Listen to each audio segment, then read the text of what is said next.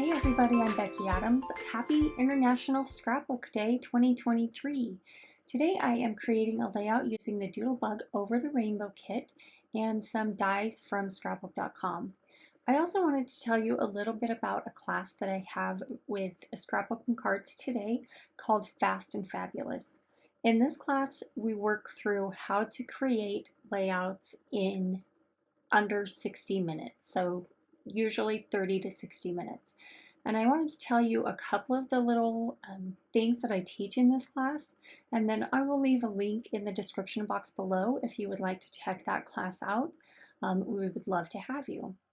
So I'm just showing you the products that I am going to use on this layout. I've done some of the die cutting in advance. I have a large die cutting machine, a Sizzix Big Shot switch, so I can put multiple dies through at one time, and it only took me about 5 to 7 minutes to cut out all of those circles that I showed you. The other thing, or one thing that we talk about in Fast and Fabulous, is to make a plan before you start creating to speed up the creative process. Once you have a plan, it's much easier to work through your project. So I showed you just for a second there the free printable that you get when you sign up in the class. And then I'm showing you just a plan that I wrote out on notebook paper about this layout.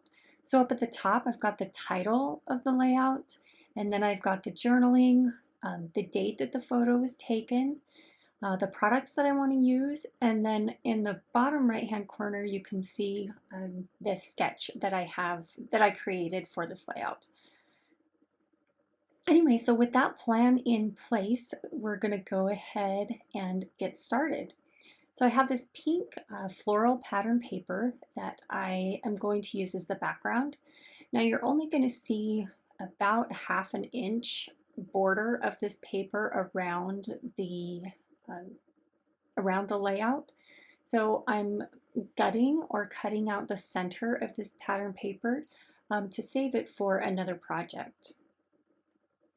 So now that I have that background paper ready to go, I'm just using some tape runner adhesive from scrapbook.com, and I'm going to take that white cardstock that I cut to 11 inches by 11 inches and place that in the center of my background where I have that adhesive. I don't want to forget to mention, I was just trimming the thread there, but I did stitch around the edge of that white cardstock to just to give a little bit of texture and another kind of border with my sewing machine and white thread.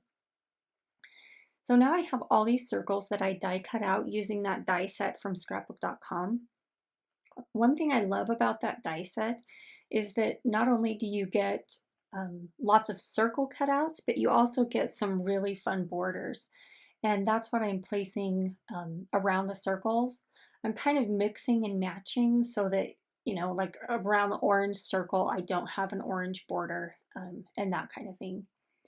One other thing that we talk about in the Fast and Fabulous class is that you can use repeating shapes to move through a project more quickly to make a really bold, striking design without a lot of time by just repeating simple shapes. Here, obviously, I've chosen to repeat those circles. So I'm just laying everything out. You saw that I trimmed my circle using a big circle punch, trimmed my photo using a big circle punch, and then I outlined it with another white cardstock circle. I just prefer to have a white border around my photo just to make it stand out a little bit more against the colorful background. So now that I have kind of a general layout of how I want my circles to be placed and my photo to be placed, I'm going to go ahead and start adhering my circles and then the borders around them. So to adhere the circles, I am just using a tape runner adhesive. And then for the borders that go around them, I am using a liquid adhesive. These borders are really fine and delicate, and I've ripped them before by using a tape runner adhesive. So I just take the tiniest bit of liquid glue and then kind of position them around the circle, and we're good to go. Then they'll stay right there in place. So this rainbow pattern paper is kind of the paper that ties everything together. It makes the layout look cohesive because that one little element has all of the colors that we're using on this layout. I think it's such a that's one thing that I do to make my layouts more cohesive is find one element, whether it's a pattern paper or a die cut, um, the title, to make the colors cohesive and come together. So here I'm just putting this last circle or two together with a liquid glue and making sure that those circles stay in place. I've got one more. One thing that you could do with these circles that would be kind of fun is to pop some of them up with dimensional adhesive. I decided to keep mine all flat on the page, and then I'm going to go ahead and pop up some of the embellishments, but you'll see that here in just a minute. So it's time to adhere my photo to that white cardstock, and then I'm actually going to pop my photo up using foam adhesive. These are foam adhesive squares from Scrapbook Adhesives by 3L. And we'll place that photo right there in the middle. I had kind of a hard time with the placement of this photo because it with the way my nieces are all kind of leaning in for me to take the photo, it's kind of hard to tell whether it's straight or crooked. And honestly, I'm still not sure that I've got placed perfectly. I might go back and adjust it here in a minute. But after adhering my photo, I've got a couple more spaces that I wanted to put just a few more circles.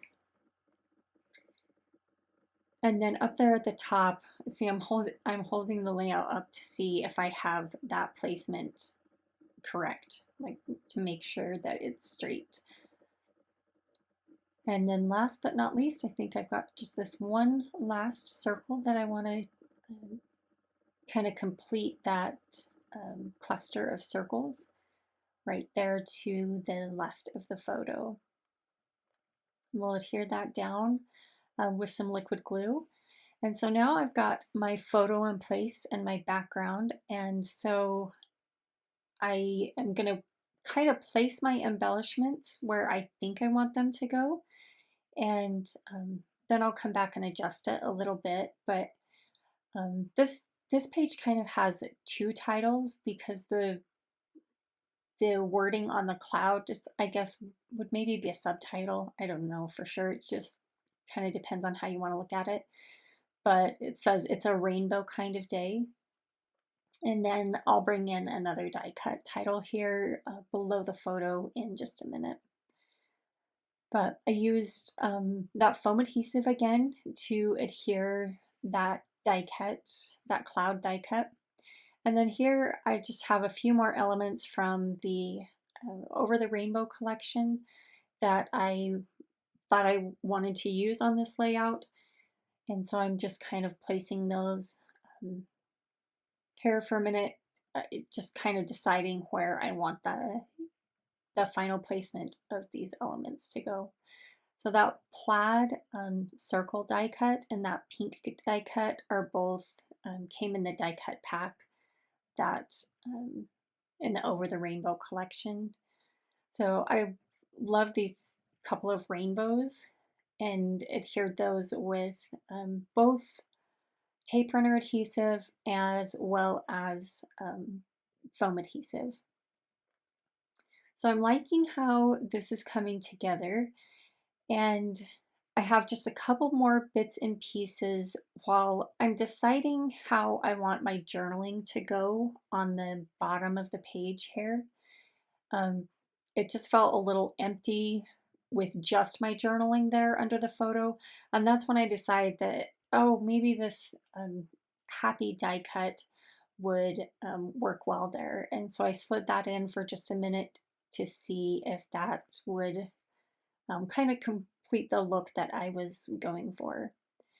And while I'm just making that last decision, I have a few cute little die cut hearts that I'm adhering with the adhesive foam squares again. And I decided that I did like that happy die cut. And so I'm going to put some foam adhesive on there because I want that to pop off the page to meet the photo, I guess. And as I remove the backing, then it will be ready to just place there on the layout just below my photo. So I have my journaling that I printed just at home on my home printer with regular white printer paper. And then I cut it into strips, leaving the left side attached together so that it's easier to keep them in order. And then I put 1/8 of an inch double-sided tape on the back of each of those strips.